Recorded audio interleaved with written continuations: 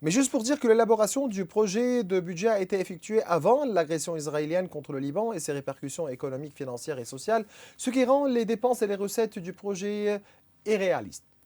De plus, ce projet ne prévoit aucune aide ni dépenses liées au traitement des conséquences de la guerre à tous les niveaux, notamment économiques, sanitaires et sociaux. Mais le gouvernement a chargé le ministre des Finances, Yassine Jaber, de préparer un projet de loi visant à revoir les taxes incluses dans le budget afin d'atténuer les répercussions économiques et sociales sur les citoyens. Donc, vous dites quoi à propos de ces impôts, à propos de ces taxes?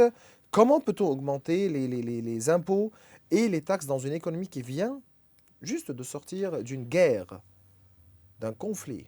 Ici, avec vous, on a dit que le budget 2025, c'est comme le budget 2024. Ça ne ressemble pas à un budget, c'est un brouillon qui a été préparé par un cabinet qui travaillait d'une manière qui était vraiment mauvaise. Mhm.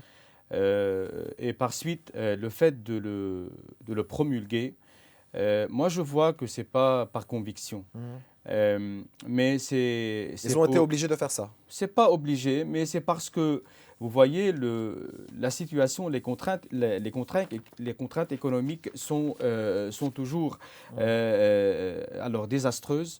L'économie en elle-même, elle est très bouleversée. Le fait de pouvoir appliquer des approches budgétaires traditionnelles est impossible. Et par suite, moi, je ne justifie pas ce qu'ils ont fait. Oui, Mais oui, moi, je oui. vois que le gouvernement Salam s'est donné une période de grâce. C'est parce que les réformes qui doivent être intégrées dans un budget normal sont pratiquement impossibles aujourd'hui. Et c'est par suite, ils n'ont pas...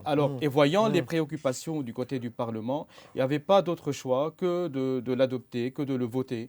Mais bon, c'est un budget qui est très mauvais, c'est un budget où il y a beaucoup d'impôts, c'est un budget où il n'y a pas de réforme, c'est un budget où il n'y a pas de vision.